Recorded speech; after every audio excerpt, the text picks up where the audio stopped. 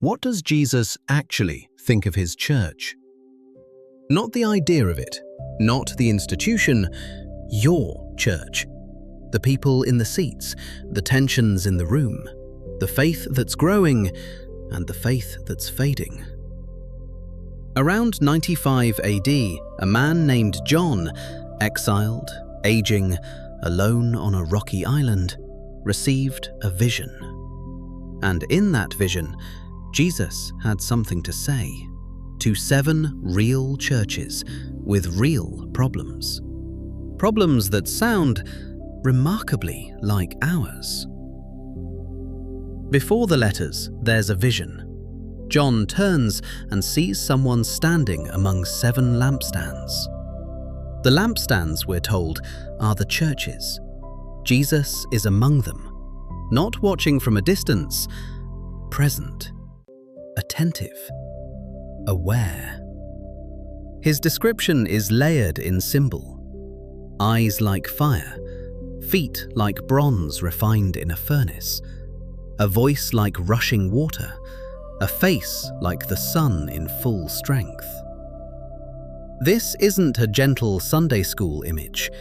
This is the risen, reigning Christ, the one who holds history in his hands. And this is who writes the letters. 7 letters, 7 churches. One message woven through all of them. I know, Ephesus, the hard-working church, doctrinally sound, discerning. But Jesus says, you've left your first love. You're doing all the right things for the wrong reasons. Return. Remember. Do the things you did at first. Smyrna, the suffering church, poor by the world's measure. But Jesus says, you are rich. They face imprisonment, slander, persecution, and Christ offers no escape from it. Only this: be faithful, even to death. I will give you the crown of life. Pergamum, the church in a dangerous city.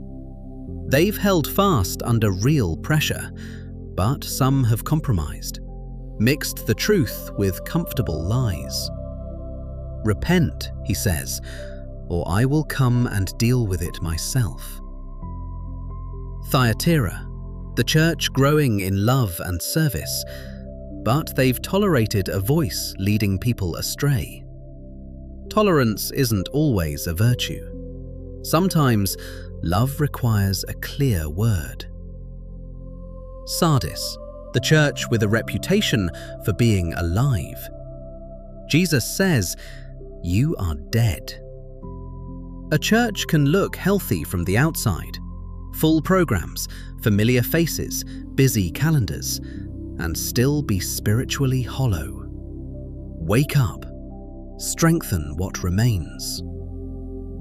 Philadelphia, the small church, little power, little influence, but faithful.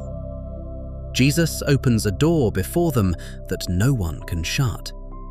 He doesn't ask them to be impressive, only to hold on to what you have. And Laodicea, wealthy, self-sufficient, comfortable.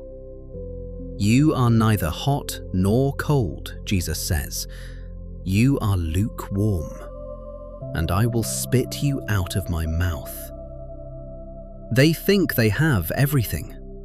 Jesus says they are wretched, poor, blind, and naked. And then, remarkably, he doesn't walk away. I stand at the door and knock. Even to the church he's rebuking, he's still reaching. Somewhere in the reading, most of us did the same thing. We looked for our church. We looked for ourselves. And when the fit wasn't perfect, we quietly moved on. But that's not how these letters work. No church is just one of 7. No person is just one portrait. We are, most of us, a blend. Faithful in some places, lukewarm in others, doctrinally sound and quietly comfortable, growing in love and tolerating what we shouldn't. The rebuke you didn't find in one letter may be scattered across 3 of them. These aren't categories to find yourself in and move on. They're a mirror, held up slowly. I know your works, Jesus says, all of them. The ones you'd put on a highlight reel, and the ones you hope no one notices. He who has an ear, let him hear. Not just the parts that affirm, not just the letters that fit, because somewhere in these 7, your church is being described. And so are you.